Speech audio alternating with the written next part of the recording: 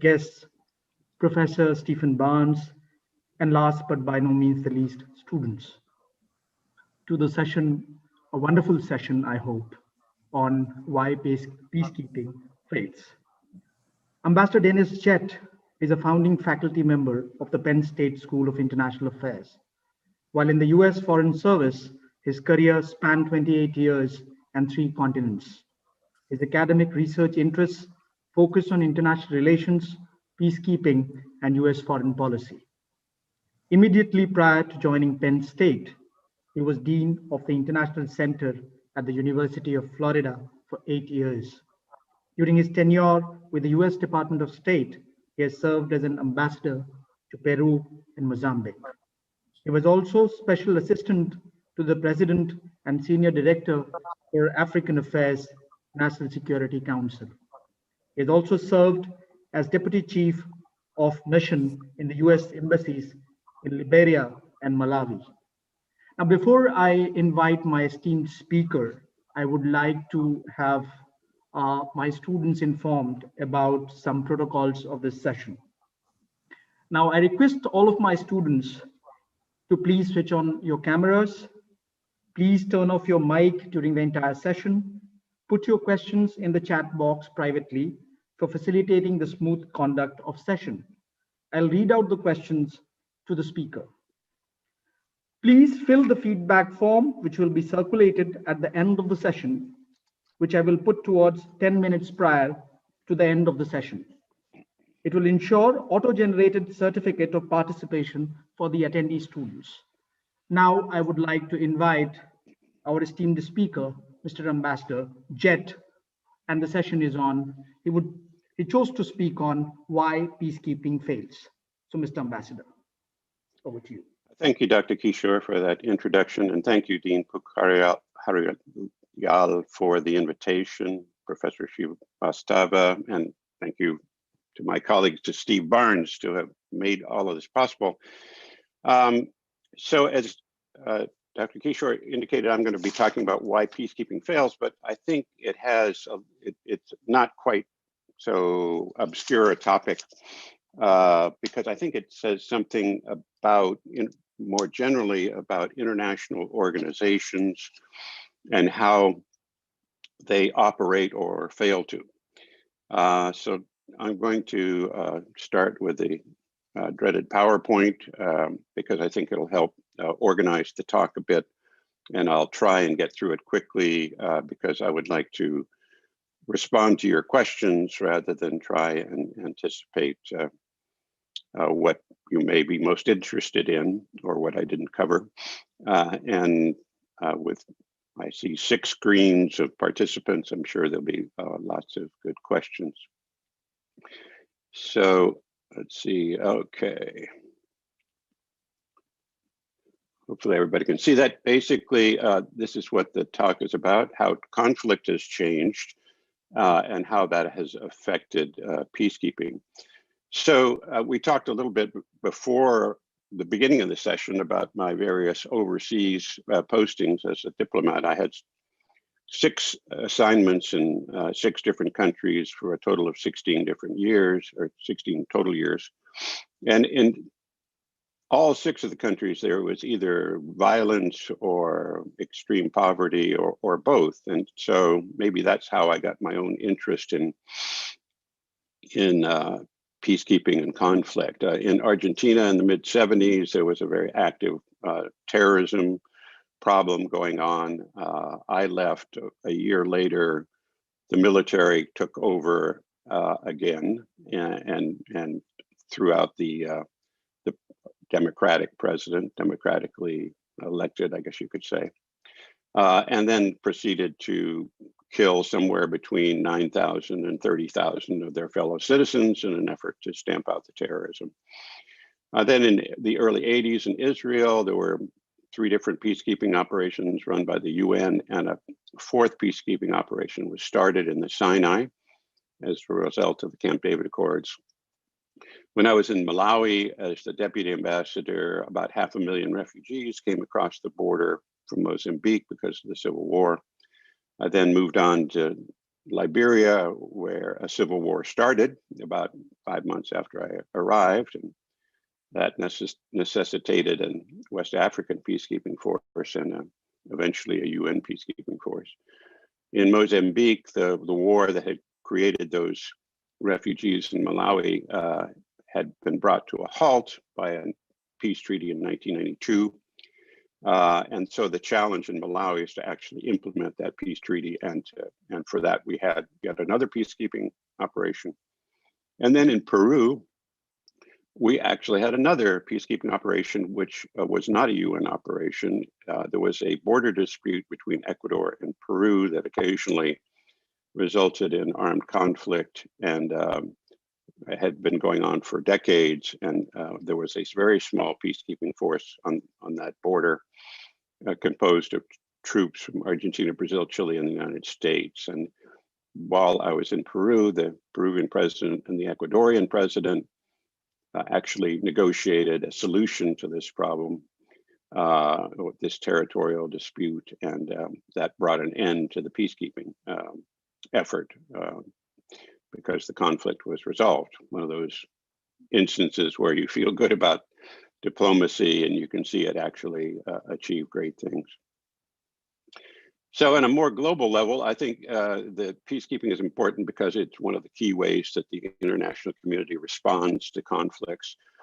And when you have a problem in international relations, or for that matter, a problem between you and another person, your options are basically three. You can ignore the problem or the person. You can have some sort of confrontation, either military or economic, or you can attempt to resolve it by negotiation. And there are about worldwide, the military force that has the most people outside of its territory is the United States. I don't know how many people we have around the world, but the second largest military force operating outside its own territory are UN peacekeepers. These numbers are a little bit high. They're somewhat less than 95,000 peacekeepers in 13 different UN operations. And it costs about $7 billion a year, the total bill to the international community. And these are UN operations, as I indicated. There can be regional organizations that create peacekeeping operations, as they did in Liberia, or just ad hoc groups put together, as happened in Peru and Ecuador, or in the Sinai. But we'll talk mainly about UN operations at this point. So for India, I looked up the numbers. India has over 5,000 peacekeepers around the world in these 4 operations in the Congo, the Golan Heights, Lebanon, and South Sudan. About 7% of the total number of people in those. These are the troops. There are several categories of people in peacekeeping operations. There are civilians, locally engaged people, military observers, who are generally middle grade officers, and then actual units, military units of soldiers who are the troops. And so about 7% of those are Indians. The total cost of peacekeeping now is about $6.6 billion. The cost paid by the United States is $1.8 billion. India pays about $11 million because it gets under the formula that's worked out by the UN. But it probably is paid about $87 million. That's peacekeeping troops are paid about $1,400 a month. So, I mean, I don't know what other costs the UN pays. Obviously, there's a lot of cost in wear and tear on your military equipment, not to mention your people. But I assume that most of those costs are covered by the United Nations. So while India pays $11 million to support peacekeeping, it probably receives somewhere in excess of $87 million for actually contributing its troops. The United States, on the other hand, I think the last number I saw of that 90,000 or so peacekeeping troops, less than a couple dozen were Americans. And while we pay the bill, we don't provide any of the people. We provide a few military observers, but we provide no military units. So what determines whether peacekeeping is successful? That's actually kind of something that gets debated in academic circles. What is success? And what determines whether there is success? I would say that the biggest thing that determines whether peacekeeping is successful is whether there is a peace to keep. Now that sounds kind of tautological or repetitious or something, but there are situations where peacekeeping troops are put into situations where there isn't peace. And so you have a problem there, as I'll explain. The other thing that happens is, are the countries, the principal politicians in the country, are they interested in peace? Or are they interested in their own power and see the conflict as a way to maintain or enhance their power? The resources of a country matter greatly. When I decided I was going to leave diplomacy and get into academia, I knew I had to have the union card, the Ph.D, and I only had a master's degree. So I decided to write a dissertation on why peacekeeping succeeded in Mozambique and why it failed in Angola, a Portuguese colony on the other side of Southern Africa. And basically, my conclusion came down to, it wasn't so much what the UN did, it was the fact that Angola had diamonds and oil, and Mozambique had shrimp and cashews. Now, if you want to make a stew, the shrimp and cashews are better, but if you want to fight a war, the diamonds and oil are what can fuel a war, because the government had the oil, about $3 billion a year at the time, and the rebels, Mr. Savimbi and UNITA, had about $500 million in diamonds. So there's an old saying in English, diamonds are a girl's best friend. Well, I guess diamonds are a warlord's best friend as well, because it gives you the revenue to buy arms and to conduct your conflict and keep it going. So the type of conflict matters, and I'll talk about that. And the evolution of conflict has also made the task given to the peacekeepers go from something manageable to something complex to now, I would argue, something that is basically impossible. So how did that happen? Well, the evolution is from 3 different phases. So you had the initial effort of the UN with regard to peacekeeping involved wars between countries, interstate wars, in other words, wars between countries over territory. And of course, what's the oldest peacekeeping operation in the world?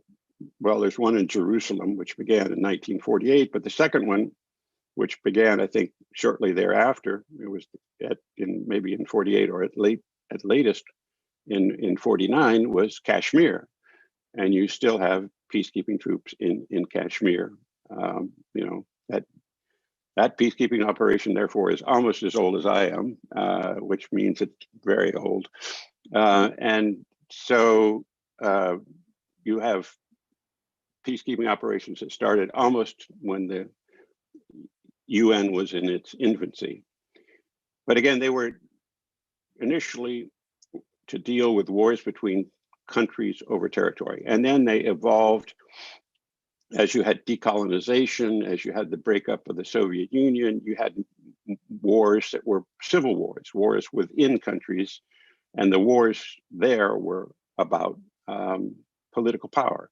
And now the latest evolution, latest phase is wars that are a result of violent extremism, which is UN speak for terrorism. The international community has been unable to come up with a definition of terrorism because one man's freedom fighter is another person's terrorist. And so they prefer to call it violent extremism rather than to re-engaged in the debate about what's terrorism and how it's defined. So the first kind of war, the war between countries over territory, is the manageable and simple kind. It's who's involved, the armed forces of the countries that are fighting over this territory. That's the stakes, the territory. How are they fighting? They're fighting with all the weapons at their disposal, heavy and light weapons of all kinds. Could be even naval and air assets. Who are the victims? Mainly the soldiers, because it's confrontations between armies. The peacekeepers are given the mandate, usually when there's a ceasefire in these kinds of wars, there'll be a demilitarized zone, and the UN peacekeepers will have to monitor that zone to ensure that neither country takes advantage of the ceasefire to improve their military position. This is essentially what they were doing in the Sinai and are still doing in the Sinai. And so that was pretty straightforward. All you had to do is drive around and make sure there weren't soldiers there in this area or near this area that weren't supposed to be there. The problem, of course, is how does this territorial dispute end? Well, we're all familiar, if you look at a map, with those imaginary lines called borders. The problem with drawing a line when the border is disputed is invariably one side or the other, or maybe both, will say, we just went to war over this territory, they drew the border, and this could be the result of an international mediation or arbitration. And we lost territory that we fought over. And so therefore the tendency will be for the politicians to say, well, we can't surrender 1 square meter of our national patrimony. You had politicians in Lima, for instance, in Peru, when I was there, saying, we cannot surrender 1 square meter of this territory. This was basically the territory in dispute was this trackless jungle. And my solution to the problem would be to take those politicians and make them live in that disputed territory for a few years. And we'll see how long they think it was something could never be surrendered. But in any event, the problem in Kashmir, you've got this line of control and other things, but you still have this territorial dispute and what to do about it. And that's of course not the only one. The interstate wars, the civil wars, it's the regime in power and their military versus whoever the rebels are, or the insurgents or the terrorists, depending on how you want to describe them, the people who are trying to take the power away. And it's the stakes, what they're fighting over is political power. Generally, these are in poor countries where it's the ubiquitous AK-47 and rocket-propelled grenades, mostly weapons that a soldier can carry. The victims are mainly civilians because these are very bad armies and very I don't know how to, neither side, the army in power of the people in power or the rebels have much respect for things like Geneva Conventions or anything else. And because it's over political power, what's a source of political power? The number of people you control or who support you. So what's one way to diminish the political power of the other side? Well, you kill their civilians. And killing civilians has the advantage of the fact that they don't shoot back because they're unarmed. They may be perfectly innocent, but so that's why these humanitarian disasters are created. You created a flood of refugees. Look at the number of people who have left Syria, for instance, who are millions and millions displaced within Syria, millions and millions more who have fled across to neighboring countries. If you're within a country, you're an internally displaced. If you make it across a border, then you become a refugee, and therefore you're, by definition, an international problem. So what are the peacekeepers asked to do? Well, they're basically asked to engage in some nation building. They're supposed to have elections often to determine who between the party or the government in power and the rebels, who actually has the support of a majority of the people and therefore has a mandate to be the government. you have to demobilize many of the troops. You have to deal with the humanitarian disaster, and then you have to look at economic development. And so how does it end? Well, sometimes when there's elections, and if the elections are accepted, then you have a legitimate government, and then the problem is at least addressed. So it rarely happens that there's a military victory, because these are both very weak forces, the army and the rebels. And so, as I said, I did my dissertation on why peacekeeping worked in Angola, or in Mozambique, and not in Angola. In Angola, they had an election. The rebel leader, Savimbi, lost. He said, sort of like Donald Trump, a free and fair election is one that I win, and an election that I lose can't be free and fair. And so Savimbi went back to war, and Donald Trump tried to start one. So the other kinds of other kind of conflict is violent extremism. Those are the most recent conflicts that the UN is trying to deal with. Who is involved? Terrorists. And the problem with terrorists is they can't be distinguished from civilians, versus the security forces of the regime in power. What is the stakes, or what are they fighting about? Some sort of policy or societal change, I suppose, is mostly what the grievance of the terrorists tends to be. The weapons can be anything, as we see from terrorist incidents around the world. It can be a knife, it can be a car, it can be a bomb. The object is to terrorize people and to make them afraid, and therefore the victims can be anyone. And the mandate of the peacekeepers in these kinds of conflicts, they're called protection and stabilization missions. They're supposed to protect innocent civilians, because the terrorists and sometimes the government forces like to kill civilians, or use that as a tactic. And the stabilization part is basically helping the government stabilize or control its own territory, which is being threatened by the terrorists. And how does it end? Well, good question. It ends, I suppose, when the grievances of the terrorists are dealt with, either through a military victory, which is extremely difficult when you can't identify the enemy and they don't hold territory. That's one of the things. ISIS created its caliphate, controlled all its territory, but that success in doing that, mostly because the Iraqi army wouldn't stand and fight, but for whatever reason, that success also spelled the end of their power, because that when they were held territory, that created a target for conventional military forces to attack. And so with American air power and artillery and Kurdish ground forces, they decimated ISIS and the towns they were occupying in, they had occupied. But eventually that led to the defeat of ISIS. Not that it has gone away, but militarily it was defeated because they attempted to hold territory. So you have 13 current UN operations. 6 of them are the kind of old kind, wars between countries over territory. Those 6 operations, including Kashmir and Jerusalem and Cyprus and others, the 6 of them together represent 300 years of peacekeeping.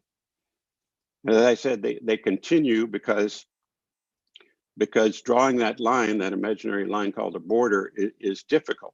And so politicians will often say, well, if I agree to a border, then I'm going to be criticized.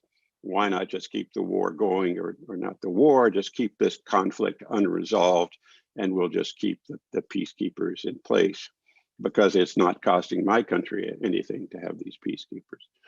So the civil wars have basically disappeared as a peacekeeping operation. I think there are a few people left in Kosovo. They shut down the one in Haiti recently. And so the 6 most recently initiated peacekeeping operations are the ones for the protection and stabilization. They're the youngest.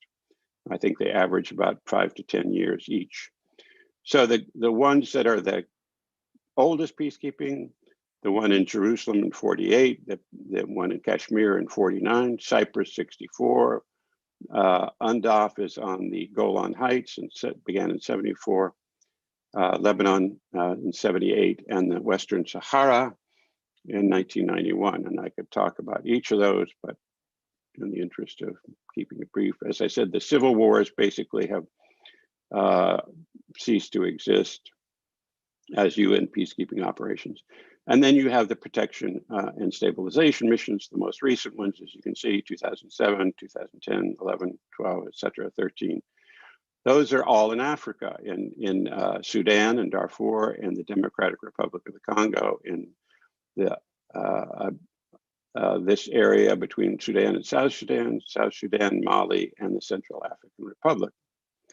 So why can't peacekeepers protect or stabilize?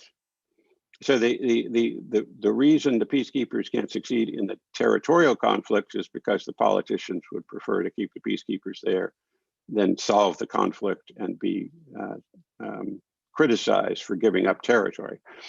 In these protection and stabilization missions, you can see that from our experience in Afghanistan and Iraq and Vietnam as well, that even the most powerful military in the world can't always prevail. But the problem is that the nations in Africa in which these protection and stabilization missions are taking place, they don't have powerful militaries. The militaries exist only to protect the regime in power. They don't care about the citizens.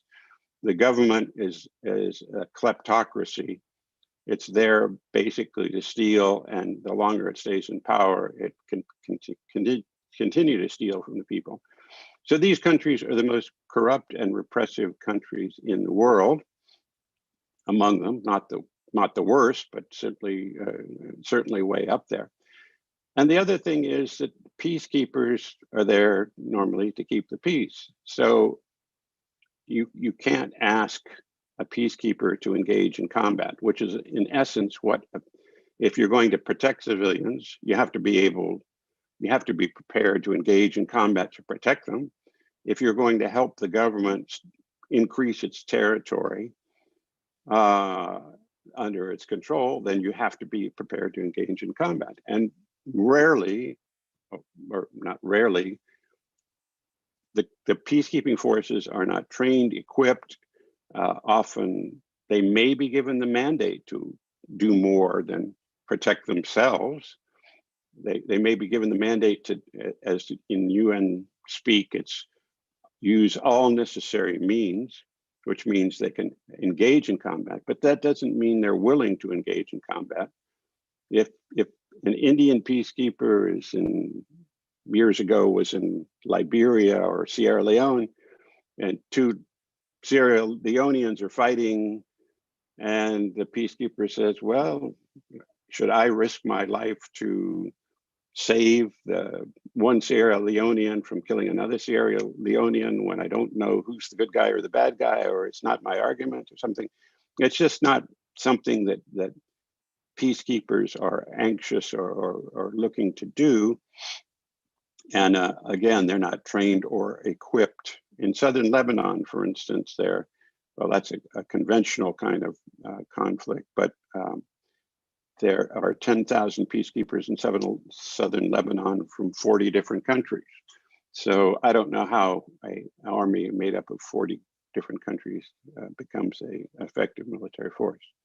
So in conclusion, peacekeeping today has basically become a way for rich countries to send the soldiers of not so rich countries off to be involved in wars that the rich countries don't care that much about. They want to do something about the humanitarian disasters, but they don't, as I said, the United States has virtually no peacekeeping troops. The OECD countries pay something like, I think, 86% of the peacekeeping bill, and they provide 6 or 7% of the troops. So, and the other advantage of having peacekeeping that has no chance for success is it allows many countries to blame the United Nations for the failure to solve the problem. And that, on that happy note, I will throw it open to questions, because that's, I think, the status of peacekeeping today. Now, is there a solution? Let me just say, well, my suggestion is that these countries need better governance. If you don't tell Mali and the Central African Republic and the Democratic Republic of the Congo, if you don't insist that they govern their countries better, then they're never going to have the support of their own people, and they're never going to be able to control this terrorist problem. The same problem exists in Mozambique, where there's a very active insurgency in the northern Mozambique. There are energy projects there that are multi-billion dollar, billion with a B dollar projects. And so there's international interest, but the government of Mozambique could care less about the people of Mozambique in general and the people in northern Mozambique in particular. And so they're not going to be able to put down the rebellion, and you'll have this, and thousands of people have already been killed and tens of thousands of people displaced because of this conflict. It's probably not one that makes the newspapers very often. But the fundamental problem is the government of Mozambique, ever since we helped it get elected in 1994, in its first democratic elections, has been corrupt and incompetent and remains that way to this day. Questions? Thank you, Mr. Ambassador Jett, for such an insightful and rigorous presentation of yours. Before my students put their questions in the chat box, I hope they would be writing, and they would have many more anxieties to share on the question of peacekeeping. One of my colleagues, Dr. Vishwadas, raises a question in the chat box, so I'll read out to you. He says, the peacekeepers get their mandate from the UN and primarily expected to be neutral and impartial to the local actors at a conflict-stricken place. But most of the time, it is witnessed that the peacekeepers fail to classify between the job they ought to do vis-a-vis the issues on human rights violations. Instances may be from Sierra Leone and DRC, I hope that is Democratic Republic of Congo. At one place, the peacekeeping succeeded, while at the other, it failed. Keeping a close look at both the two instances, what is your take on human right concerns by peacekeepers when identification of locals, rebels, and militia is a great concern? Yeah, it's a good question. Let me back up for 1 second. Again, I said at the outset that the peacekeeping wasn't, the issues around peacekeeping aren't linked solely to peacekeeping. I think there's a more general tendency, I guess, at work here for all international organizations.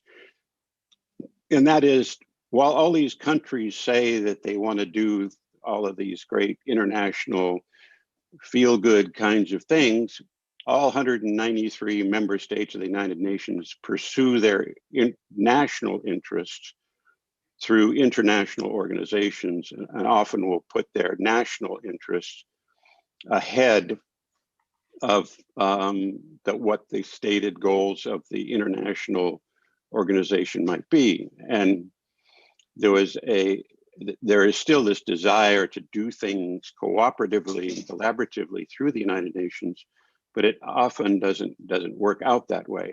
And one of the problems, of course, is when the mandate is given to peacekeeping, it's determined by these initiatives are launched by the Security Council, and you have, of course, the 5 members of the Security Council, the winners of World War II, who have nuclear weapons and the power of the veto. And so they can prevent the United Nations from doing anything they want to veto.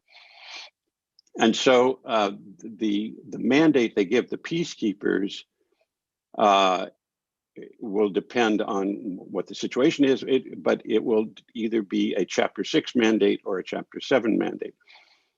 Chapter 6 means the peacekeepers can use force only to defend themselves. Now, traditionally, peacekeeping, you wanted 3 principles. The use of complete neutrality of the peacekeepers, non-use of force, and only using force to protect the peacekeepers could only use it to protect themselves. And so that works okay in a territorial conflict where the sides are well defined and the disputed area is well defined, and the civilians are not the victims typically. But when you get into a civil war or violent extremism, then, as I said, it's the civilians of the other side often become the target. And so if you have a Chapter 6 mandate, which only allows peacekeepers to protect themselves, then they don't even have the mandate to protect civilians. So now in these more recent protection and stabilization missions, they get the mandate to protect, but they still have to, be willing to engage in combat against the violent extremists. And so the problem is identifying the violent extremists. And of course, now they're getting advice from whoever, other kinds of violent extremists around the world. And so they're increasingly using things like improvised explosive devices and other kinds of mechanisms to combat the peacekeepers or the military force of the regime. And so it's, again, it's very difficult. When you mentioned Sierra Leone as a success, Sierra Leone, the RUF, the Revolutionary United Front, I think it was called, was this group, which was largely inspired by Charles Taylor, my friend in Liberia, who wanted to steal Sierra Leone's diamonds. And so he started this rebel group and they threatened the country and they sent in peacekeepers.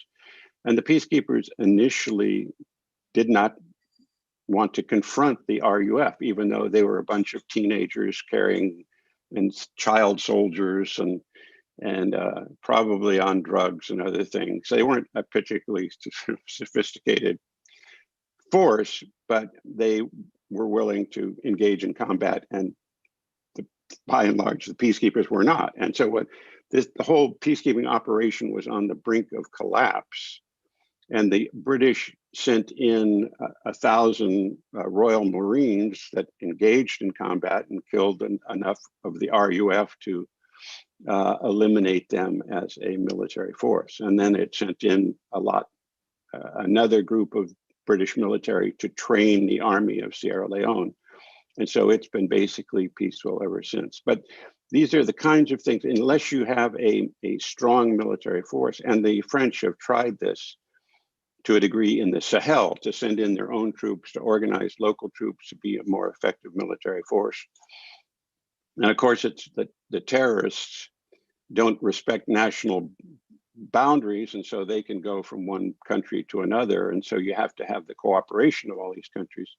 And so it's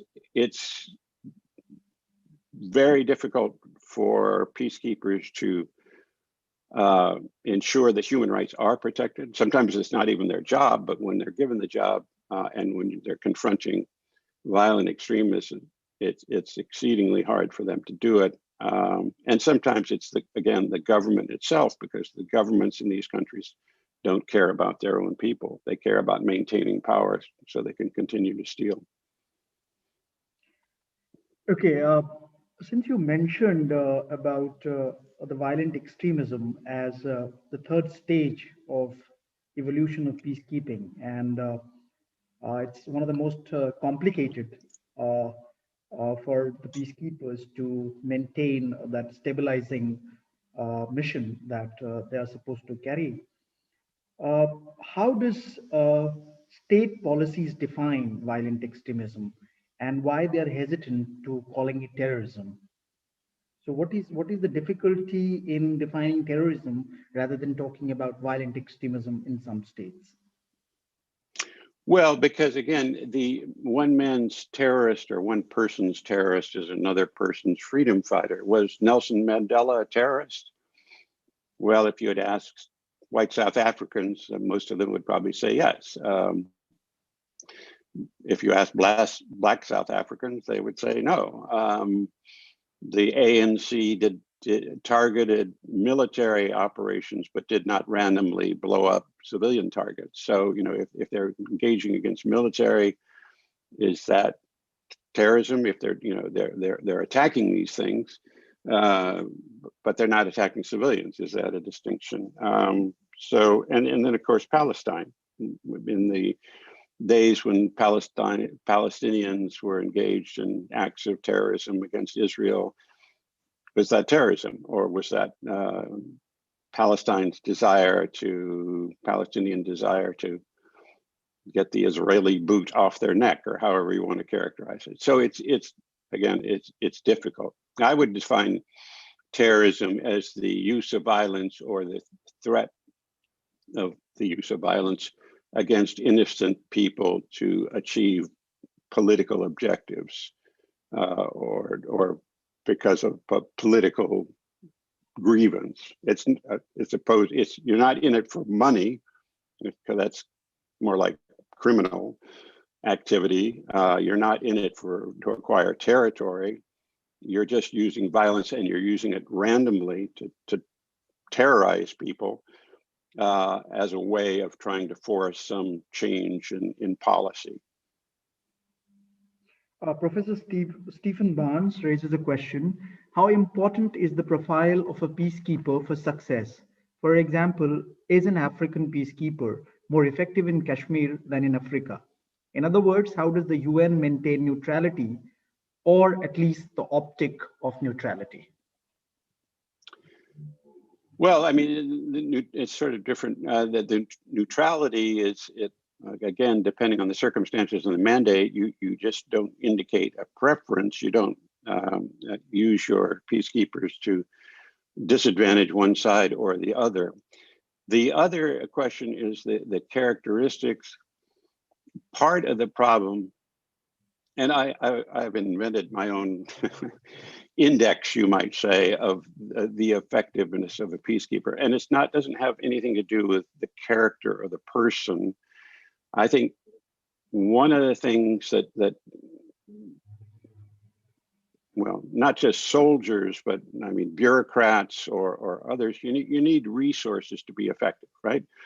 So my index is the following: you take the budget, the defense budget of a country, you divide it by the number of people in their military, and you come out with a number. In the United States, that number is over $300,000. That's if you include the reserves. We have 1.6 million people in the reserves. If you just look at and you don't spend as much on them. If you just look at the people, active duty people that are in the military right now wearing their uniform, it's about $500,000 per soldier that we spend, because they have to be fed, they have to be led, they have to have intelligence, they have to have trucks to drive around in, and tanks, they have to have weapons, they have to have airplanes and ships, and et cetera, et cetera. So all that stuff. If you do that for many of the poorer countries in the world, you're talking about a couple $1,000s. So can a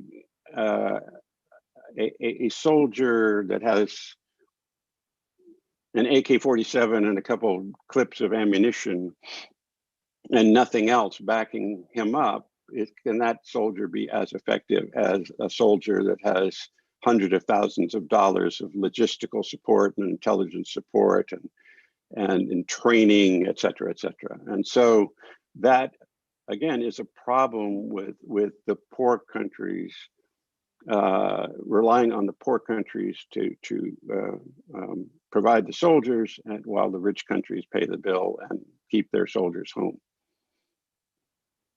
So now students are asking questions. So Prithviraj Singh Zala asked a question. So what is your view on the Myanmar coup and its effect on Rohingya crisis and stability of Southeast Asia? Well, that's a little bit off topic. I think it's well, obviously, I don't believe the military. The military does some things well, but governing is not one of them. I mentioned when I was in Argentina that the military came back in. I was in Argentina from 73 to 75. I got there just after the military had allowed elections and given the country back to civilians. I was there 2 years. It was 4 presidents in those 2 years, all civilians.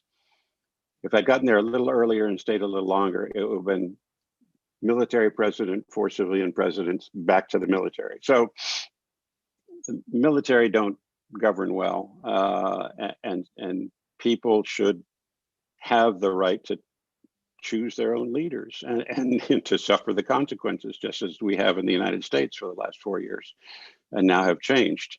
How it affects Southeast Asia, it can't be a good thing. I assume the military will continue to victimize the Rohingya. It's kind of ironic that Aung San Suu Kyi got the Nobel Prize and then didn't do anything about the Rohingya because she didn't think she had the strength to impose the policy, a different policy on the military, and yet here she's thrown out again. So I don't know. I don't know if the Nobel Prize has asked for, Nobel Prize Committee has asked for her prize back, but I'm sure it was a difficult situation for her. But I, for one, was very disappointed that she didn't do more. But obviously, she didn't do enough to maintain herself in power. Again, a question from one of our students, Harmanjot Kaur.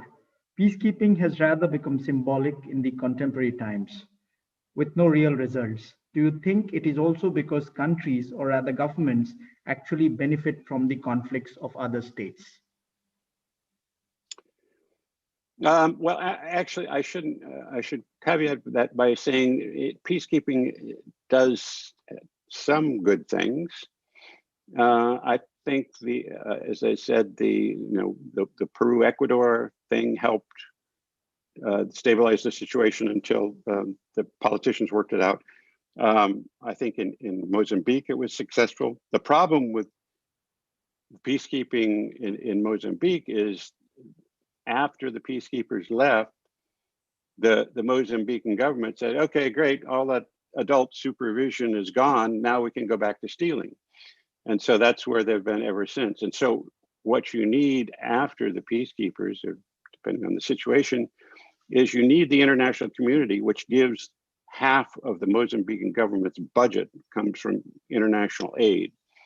And so you need the international community to say, we're not going to give you any more aid of any kind unless you govern better, unless you implement this peace treaty that you signed and have real democracy and have a real free press, and et cetera. But the international community is the international development community is more interested in shoveling money out the door and getting a receipt for it so they can come back next year and ask for more money to give away than they are in what the money actually does. Do other countries benefit from these conflicts? Yes, at times. Certainly the problem again in Angola with the oil and the diamonds was there were lots of other countries in the region that wanted some of the diamonds, and so they were helping prolong the war. I think, though, the biggest problem, again, is the people within the country. If they're willing to prolong the war or prolong the presence of the peacekeepers, even in the absence of war, simply because it's to their political advantage, then you've got a recipe where peacekeeping can't work. And as I said, in these, these 6 operations where it's conflicts between countries over territory, 300 years of peacekeeping, no solution in sight in any of those 6 countries. It's simply because it's not costing the politicians anything to keep the peacekeepers there. In fact, it becomes a great boon to the local economy. You have in southern Lebanon, you have 10,000 soldiers. They spend, I don't know, nearly $1 billion a year. Not they, but the whole operation costs nearly $1 billion a year. So that would be economically a great blow to the economy of the region controlled by Hezbollah, even though the Hezbollah doesn't like the interference or the observation that the UN peacekeepers provide. But there are economic interests there just by the fact that the UN is spending lots of money in these countries. One of our students, Giri Rajvanshi, asks a question. Respected sir, my question is that as we have seen the development of second generation peacekeeping related to even social and political means of interference in the countries. So how do we balance these second generation peacekeeping missions with the sovereignty of the nations and political stability as well? Well, if a country needs peacekeepers, it doesn't have sovereignty. Basically, it's got a situation where it can't control its own territory, and therefore it has to sometimes ask or sometimes grudgingly admit peacekeepers to come in to help them with the situation. And so I've never been particularly in favor of the argument that, oh, we want 10,000 peacekeepers to come help us with a situation, but we want to maintain sovereignty. Well, again, if you want the international community's help, then, and sometimes they'll do things like say, okay, peacekeepers can come in, but we're going to charge them landing fees to use our airports, or we're going to charge this or that, or one thing or another. I mean, basically my attitude is that if you can't control your own territory, you've lost your sovereignty. So why are you asking the United Nations to come in and insisting on sovereignty in that regard? You can't have it both ways, basically. One of our colleagues at the Institute, Sulekha Talari, asks a question. How is peacekeeping? It is status quo force, mostly soldier-oriented. I think she's basically trying to talk that most of the peacekeeping operations are militarily oriented. Yeah, again, it depends on the mandate, but yes, in the territorial conflicts, it was monitor the ceasefire zone. In the Civil War conflicts, it was more than military. It was a lot of military. It was collect the soldiers from both sides, demobilize them, reintegrate them into society. But it was also help organize in Mozambique the first democratic elections that were ever held in the country, and then start reconstruction, deal with the humanitarian disaster, help refugees return to their homes, and then begin some economic development in a country that was poor to start with and had basically engaged in a civil war that was busily destroying what little they had. So, and then the violent extremism, again, protecting civilians and stabilizing the country, meaning extending the territory on the government's control, that is almost entirely military. The problem is, of course, that asking peacekeepers to do military functions is probably something that they can't do very well, not in an aggressive combat kind of way. We generally speak of theories about negative peace and positive peace in conflict and peace studies. So which side you want to choose in terms of taking sides with theories of negative peace or theories of positive peace? Which are most effective ways of peace building strategies? I'm not sure what negative peace and positive peace mean, but I look at all peace as positive. But in terms of creating the conditions for peace? Peace studies, Johan Galtung and Louis Chrisberg choose sides between negative peace building strategies and positive peace building strategies. Well, I would say you have to do what the situation requires. I don't think you can go in and particularly after a conflict and where the country has divided itself and spent the last few years, factions have been killing each other. You can't expect them to, as we say in the United States, everybody to join hands and sing kumbaya or to feel good about each other. There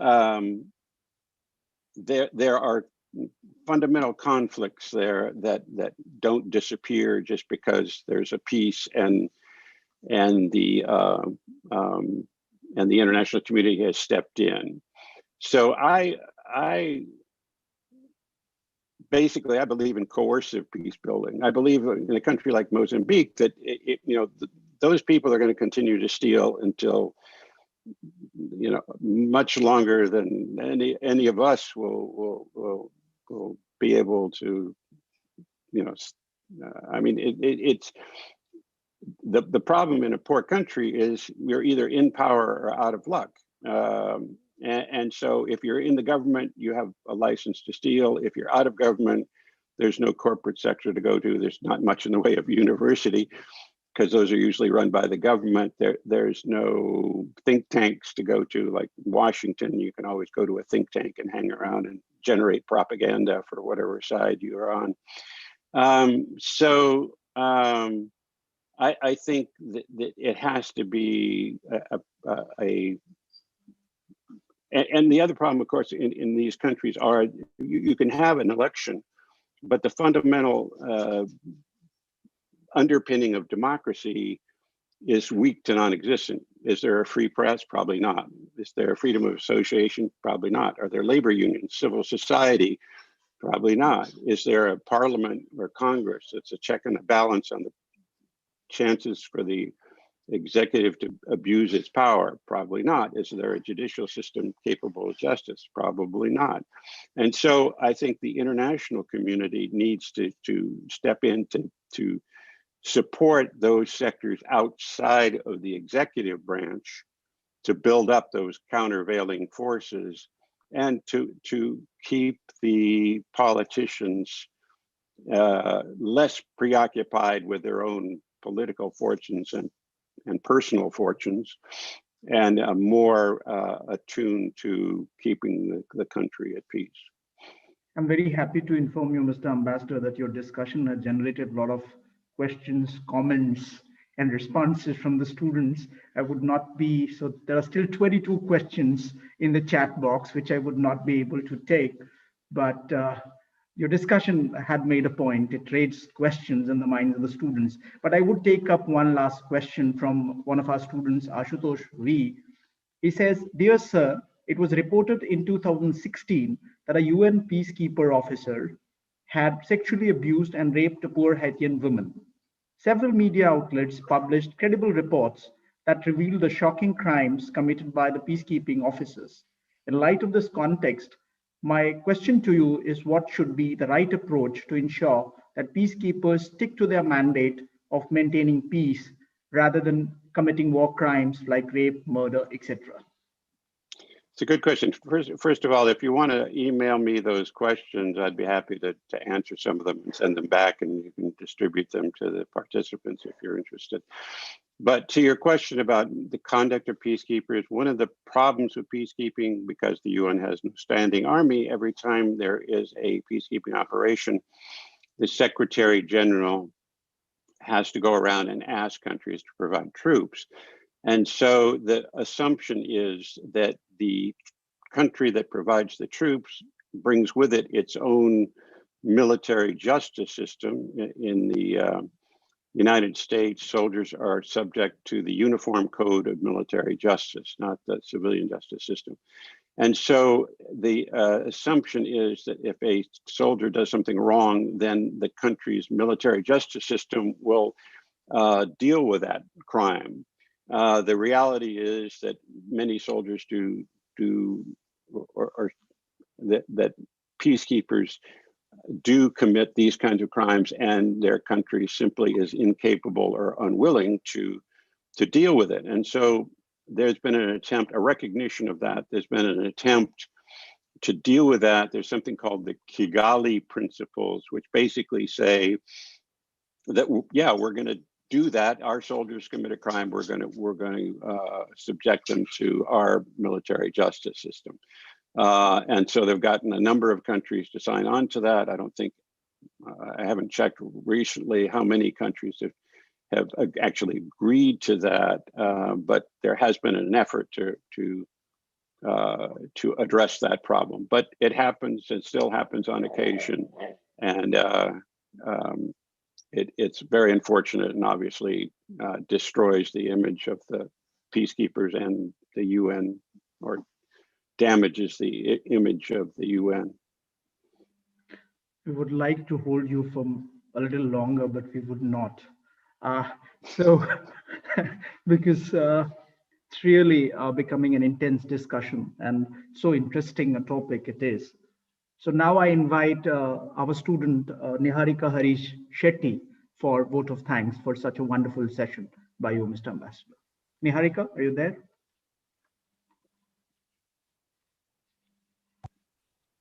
So before our students propose vote of thanks, I, on behalf of Nirma University, convey our heartfelt thanks and gratitude for sparing your valuable time and be with us, and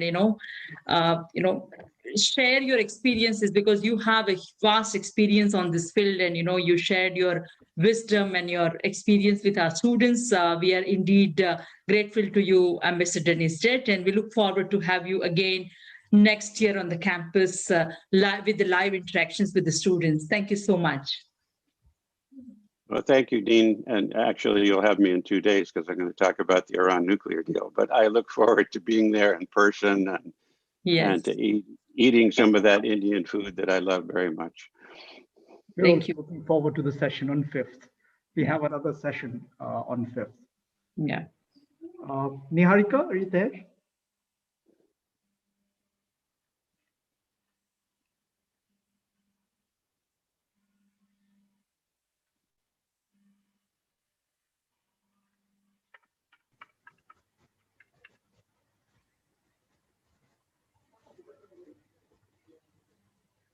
You need to check whether she might be unable to unmute herself, please. I have unmuted her. Yeah. Yes, sir. Thank you. Thank you so much. Esteemed Ambassador Dennis Jett, Honorable Professor Stephen Barnes, respected Professor Dr. Purvi Pokhriyal, our valued faculty, and our wonderful audience. It is my privilege to offer the vote of thanks on behalf of the Institute of Law, Nirma University. I would like to express our sincere gratitude to our honorable guest speaker, Ambassador Dennis Jett, who has offered thought-provoking and honest insight into the discourse on why peacekeeping fails and the impact that politics, especially corrupt politics, has on international protection and stabilization missions. His words hold great significance in this day and age, and I'm sure have left us all thoughts to ponder upon. I would further like to extend our gratitude to Professor Stephen Barnes for gracing us with his presence and expertise. I would express our heartfelt gratitude to our beloved Dean and Director, Professor Dr. Purvi Pokhriyal, for providing us with this opportunity and platform to interact with and learn from the experts of this field. Further, I must mention our deep appreciation to Assistant Professor Kunal Kishore for ably moderating this and ensuring its smooth flow. In addition, I express our sincerest gratitude to our faculty for their constant support and guidance. A tremendous amount of effort has been made to ensure the success of this session, and I take this opportunity to thank each and everyone involved. Lastly, I would like to thank our audience for their patience and earnest participation. Ladies and gentlemen, once again, I express our humble gratitude. It was our pleasure to host you all tonight. Thank you for joining us. Thank you. Thank you, Niharika. Thank you. Yes, thank you very much. I would also, one last point, I've written a book called Why Peacekeeping Fails, and the second edition came out about a year ago. It's online in an ebook, but I will bring a copy with me when I come to visit you, and you'll have at least one copy for your library. That would be great. Thank you so much. Thank you. And looking forward to your next session. Thank you. Thank you. Thank you, Mr. Ambassador. Thank you for such a wonderful and intellectually enlightening session. Thank you so much. We are looking forward to your next session on 5th of February. So long till then. Thank you. All right. Thank you all. See you next time. Thank you all. Thank you.